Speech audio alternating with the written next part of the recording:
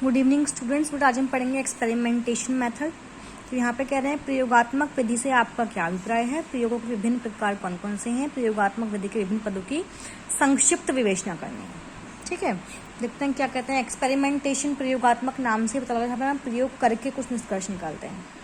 कह रहे मनोविज्ञान के इतिहास से पता लगता है कि जैसे मनोविज्ञान का विकास हुआ, इसकी परिभाषा में भी बदलाव आए हैं, जिसके परिणाम स्वरूप मनोवैज्ञानिक के क्षेत्र का विकास हुआ और उसकी प्रयोग की जाने वाली अध्ययन की विधियों में भी परिवर्तन हुआ।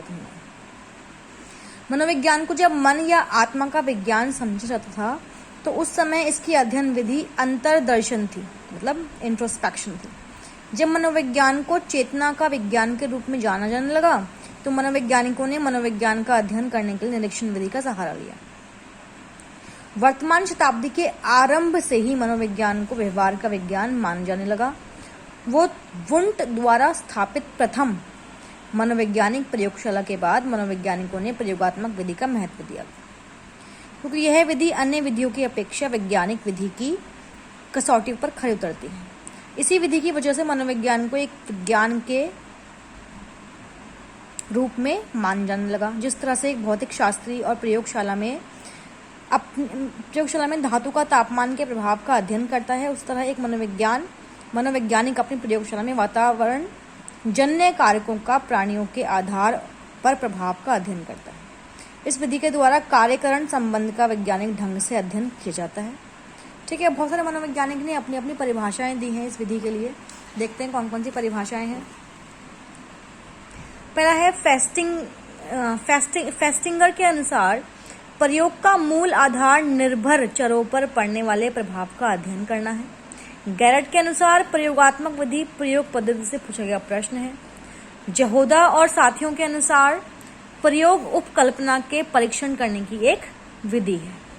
तो निष्कर्ष निकालकर हम ये कह सकते हैं कि मानवीय व्यवहार का अध्ययन ही, मतलब मानव के बिहेवियर को जानना ही प्रयोगात्मक मनोविज्ञान का उद्देश्य है। मनुष्य के बाह्य और आंतरिक व्यवहार, विभिन्न योग्यात्मक क्षमताओं, रुचियों और अन्य मानसिक क्रियाओं के विषय में निश्चित और प्रमाणिक ज्ञान प्राप्त करने के लिए हमें प्रयोगात्मक विधि का सहारा लेना पड़ता है। इस प्रकार प्रयोगात्मक विधि में नियमित अवस्थाओं में प्राणियों की अनुभूति और व्यवहार का अध्ययन किया जाता है।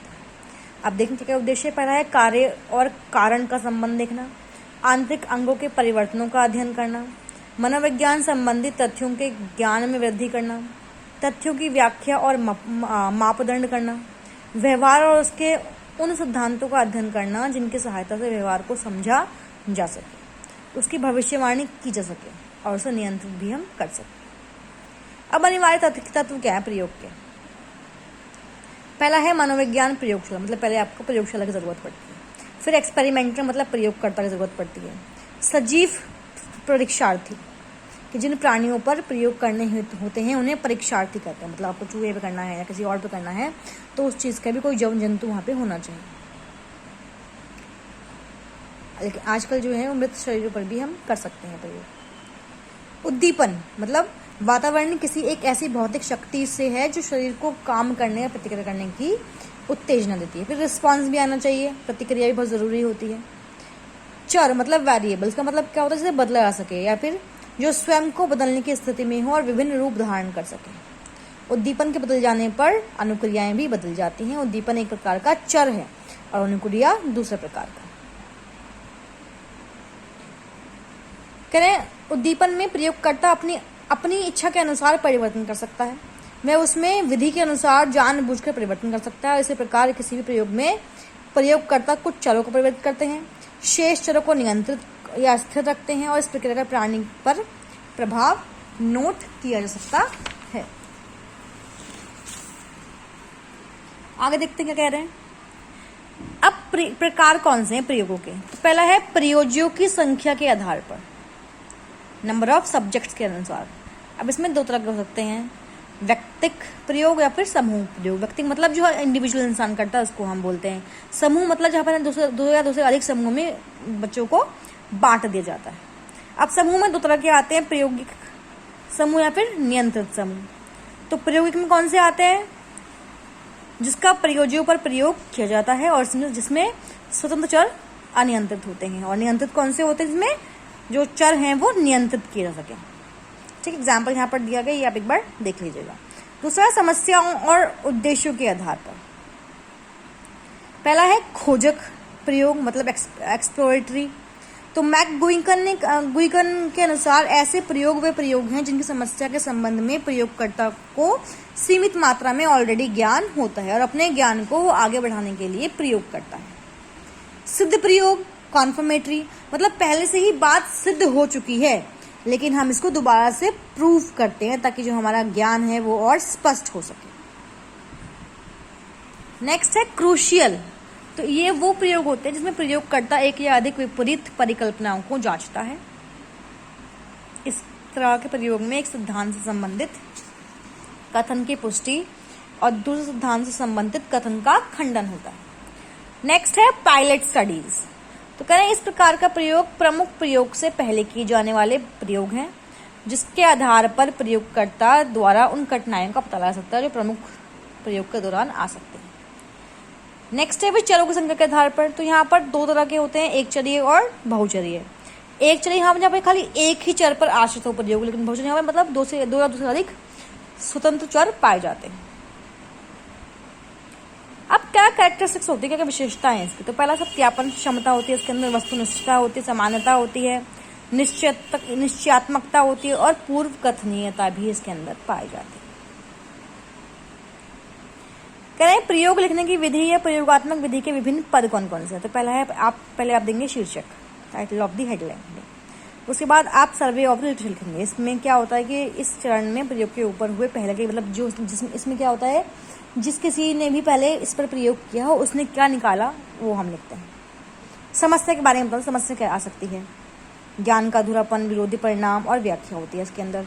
फिर परिकल्पना, हाइपोथेसिस को हम बोलते हैं। परिकल्पना दो से अधिक चरों के अनुमान पर आधारित होती है। तर्कपूर्ण प्रस्तावित परीक्षण योग्य कथन होता है ये एक, जो ये बताता है कि हम क्या देखना चाहते हैं। प्रयोग विधि के चौथे चरण में परिकल्पना को लिखा जा सकता है। ऊपर लिखित उदाहरण प्रशंसा का सीखने का प्रभाव क्या पड़ता है, ये हम इसके अंदर लिखते हैं। उसके बाद आपका आता है चरों की परिभाषा, कि आपने जो भी चर लिए हैं उसके बारे में आप लिखेंगे। फिर अपैरेटस, मतलब उपकरण, आप किस किस उपकरण का इस्तेमाल करने जा रहे हैं, सामग्री क्या आप इस्तेमाल करेंगे वो लिखेंगे। चरों का नियंत्रण, भाई जो वेरिएबल्स हैं यहाँ के चर हैं उसको हम नियंत्रित करेंगे। फिर अभिकल्प डिजाइन बनाएंगे हम कि द्विसमूह है, बहुसमूह है, जो प्रयोग है हमारा। समूह में प्रयोज्य का चयन और निर्दिष्टीकरण, इसमें क्या होता है, परियोजना का चयन करके उन्हें सामूहिकृत कर दिया जाता है। नेक्स्ट है प्रायोगिक प्रक्रिया। अब क्या होता है कि भाई इसके अंतर्गत प्रयोगकर्ता प्रयोग के आरंभ से अंत तक जो कुछ भी करता है वो संक्षेप में लिखता भी है। फिर है प्रदत्तों का मूल्यांकन, जो भी हम प्रयोग प्रक्रिया में हो रहे हैं, जो भी एकत्रित किए गए हैं आंकड़े, उनका मूल्यांकन किया जाता है। साक्ष्य प्रतिवेदन, इसमें प्रयोगकर्ता सांख्यिकी विश्लेषण के आधार पर साक्ष्य प्रतिवेदन का एक प्रारूप लिखता है। नेक्स्ट है परिकल्पना के लिए अनुमान लगाना, जो भी प्रतिवेदन मिले हैं उससे अनुमान लगाए जाते हैं। फिर सामान्यीकरण, जनरलाइजेशन का कर दिया जाता है। अब आए कहना कि भाई इस विधि का मूल्यांकन किस प्रकार से होता है। तो इस विधि का मूल्यांकन के महत्व जो है प्रयोगात्मक विधि के, पहला है सत्यनिष्ठ विधि। ये जो है एक सत्यनिष्ठ विधि है, मतलब जो परिणाम निकलते हैं वो सत्य होते हैं, प्रमाणित होते हैं। समय की यहाँ पे बचत भी होती है। चरों पर हम नियंत्रण कर सकते हैं, अपनी बुद्धि, आयु, शिक्षा परिणाम आदि को नियंत्रित हम कर सकते हैं। प्रकार परक संबंधों का अध्ययन यहाँ पे किया जाता है। संवेदनशील वैज्ञानिक उपकरणों यंत्रों का इस्तेमाल होता है। मात्रात्मक अध्ययन है, पुनरावृत्ति हो सकती है यहाँ पर, भविष्यवाणी की योग्यता भी होती है। कार्य और कारण संबंधों का अध्ययन, मतलब जो काम हुआ है उसके पीछे क्या कारण है इसका संबंध हम निकाल सकते हैं। सार्वभौमिकता, मतलब जो भी रिजल्ट आया है वो सार्वभौमिक होगा, यूनिवर्सल होगा। उपकल्पना परीक्षण की श्रेष्ठ विधि है ये, इंतजार की आवश्यकता यहाँ पे नहीं होती है, हैंड टू हैंड रिजल्ट सामने आ जाते हैं। कमियां या दोष क्या है, क्षेत्र सीमित रहता है। कृत्रिम व्यवहार का अध्ययन यहाँ पे हो सकता है।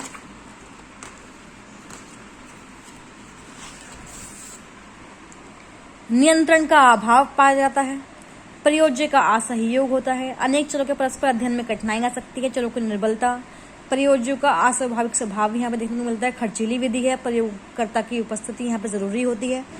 प्रयोज्य का अनुपयुक्त चयन भी हो सकता है, भाई सही से चर जो है वो चूज ना किए गए हों, गलत चूज कर लिए गए हों। मनुष्य के सभी मनोक्रियाओं का अध्ययन संभव नहीं हो पाता है। सभी बाधक तत्वों पर नियंत्रण संभव नहीं है। सही प्रयोग मानव पर संभव नहीं हो सकते हैं और बाकी कठिनाइयां भी हमें यहाँ पर देखने को मिल सकती है, त्रुटियां होने की आशंका अधिक रहती है। ठीक है भाई, तो ये था आपका एक्सपेरिमेंटल मेथड। अगला जो क्वेश्चन है वो है प्रयोग लिखने से संबंधित रूपरेखा का उल्लेख करना है। सबसे पहले क्या हो, प्रयोग का शीर्षक लिखा जाना चाहिए। अर्थपूर्ण सामग्री को दोहराने का स्मृति पर प्रभाव, ये एक तरह का टाइटल है जो उसको इन्वर्टेड कॉमा में लिखा गया। फिर आप उद्देश्य लिखेंगे, भाई हमारा इस काम को करने का क्या उद्देश्य है। परियोजी का परिचय देंगे, भाई जो एक्सपेरिमेंट ऐसा सब्जेक्ट आप इस्तेमाल कर रहे हैं उसके जितने भी चीज़ें हैं, उसका नाम, उसका लिंग, आयु, योग्यताएं, सब उसमें आप लिखेंगे। प्रयोगकर्ता का परिचय, जो प्रयोग करने वाला है उसका परिचय, नाम, शिक्षा, व्यवसाय और पद। उपकरण और सामग्री कौन सा इस्तेमाल कर रहे हैं, उसके बाद अनुदेश निर्देश आने चाहिए, फिर विधि आनी चाहिए, सावधानियां, अंतर्दर्शन विवरण आप देंगे, निरीक्षक तालिका बनाएंगे, फिर गणना करेंगे, फिर विवेचना करेंगे, डिस्कशन जो आप करेंगे, फिर परिणाम और फिर निष्कर्ष, और लास्ट में आपका आता शैक्षणिक महत्व क्या हुआ, मतलब जो भी आपने एक्सपेरिमेंट किया शिक्षा की दृष्टि से वो कितना उपयोगी है या नहीं है। ठीक है भाई, तो ये यहाँ पर आपका जो है प्रयोगात्मक प्रोसेस यानी मतलब एक्सपेरिमेंटल मेथड जो है वो खत्म हो जाता है। अगला जो टॉपिक शुरू होता है वो हमारा है पर्यावरण अध्ययन में प्रक्रियात्मक कौशल, स्किल्स इन ईवीएस। ठीक है, तो एक क्वेश्चन इसका हम कर लेते हैं आज, बाकी हम देखते हैं फिर। विज्ञान शिक्षण के संगठन के प्रक्रियात्मक उपागम की संक्षिप्त विवेचना करनी है। देखते हैं क्या लिखते हैं, इसको हिंदी में ही लिखा हुआ है और सिंपल भाषा में दिया गया है, कोई इतना हार्ड नहीं है। कह रहे सभी विज्ञानों के, जिनमें भौतिक विज्ञान का अध्ययन भी शामिल है, विज्ञान की अपनी एक विशेष प्रक्रिया होती है और उनकी प्रकृति, गुणों और विशेषताओं का कार्यक्षेत्र भी उनकी इन विकास प्रक्रियाओं से संबंधित होता है। परिणाम स्वरूप जब हम विज्ञान के अध्ययन और शिक्षण की बात करते हैं तो यहाँ भी हमें विज्ञान के इस प्रक्रियात्मक क्रमिक विकास रूप को ध्यान में रखकर आगे बढ़ना उचित रहता है। विज्ञान हमें विज्ञान के इस प्रक्रियात्मक क्रमिक विकास रूप को ध्यान में रखकर आगे बढ़ना उचित रहता है। विज्ञान की शिक्षण प्रक्रिया में हम निरीक्षण भी करते हैं, परीक्षण, प्रयोग, निष्कर्ष निकालना, नियम और सिद्धांतों की स्थापना, उनके सत्यापन और वैज्ञानिक तथ्यों और सिद्धांतों के अनुप्रयोग आदि संबंधित होते हैं। मतलब हमें विज्ञान के संबंध में जानने, समझने और उसे प्रयोग में लाने के लिए उन्हीं विभिन्न प्रक्रियाओं से गुजरना होता है जिनके माध्यम से विज्ञान का विकास होता है, उन विज्ञान में वृद्धि होती है, नई नई खोजें होती हैं और पुराने सिद्धांतों या ज्ञान का स्थान सिद्धांतों और ज्ञान द्वारा ले लिया जाता है। विज्ञान विषय के अध्ययन के लिए इस प्रक्रिया का सहारा क्रमिक विकास के लिए किया जाता है।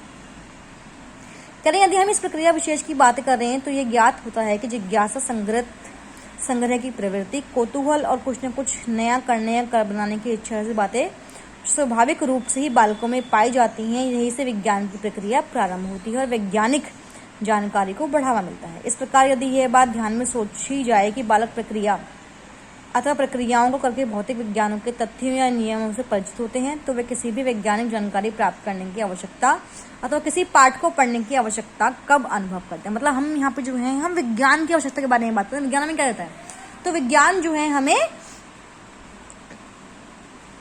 स्वाभाविक रूप से जो बालकों में चीजें पाई जाती हैं उनको और विकसित करने में हेल्प करता है। ठीक है, जो भौतिक तत्व और नियम है उनसे में परिचित करवाता है।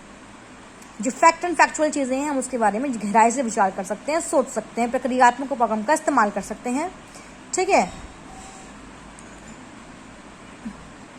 कह रहे हैं जिन प्रक्रियाओं से गुजरते हुए विज्ञान का ज्ञान ग्रहण कर सकते हैं उन्हीं को केंद्र बिंदु बनाना होगा और बालकों को मनोवैज्ञानिक आवश्यकताओं, मूल प्रवृत्तियों, संवेगों और जिज्ञासा एवं संग्रह प्रवृत्ति, रचनात्मक और अन्वेषणात्मक प्रवृत्ति, उनके सीखने की इच्छा, कुछ न कुछ नया करने की, नई खोज की चाह आदि बातों को उनकी आयु, परिवेश और स्तर को ध्यान में रखते हुए भौतिक विज्ञान के अध्ययन अध्यापन के लिए उपलब्ध विषय वस्तु को क्रमिक रूप से कठिनाई स्तर पर का ध्यान रखते हुए विभिन्न कक्षाओं के अध्ययन अध्यापन के लिए पाठ्य वस्तु को संगठित करना होगा। इस प्रकार जिस प्रक्रिया में से गुजरते हुए बालक अपनी आयु, योग्यता, रुचि और स्वाभाविक प्रवृत्तियों के अनुकूल रहते हैं, विज्ञान की विषय वस्तु का अध्ययन कर सकते हैं, उसी रूप में भौतिक विज्ञान के पाठ्यक्रम को विभिन्न कक्षा स्तरों के आधार पर संगठित करना चाहिए। तो ये था आपका पर्यावरण अध्ययन प्रक्रियात्मक कौशल का एक क्वेश्चन, और भी बहुत सारे क्वेश्चन है इस पर बेस्ड, ये हम नेक्स्ट क्लास में करेंगे। आज आप एक्सपेरिमेंटल मेथड और ये जो एक थ्योरी का क्वेश्चन है ये आप कर लीजिएगा कंप्लीट। ओके, उसके बाद जो भी होता है वो हम कल की क्लास में कंप्लीट करेंगे।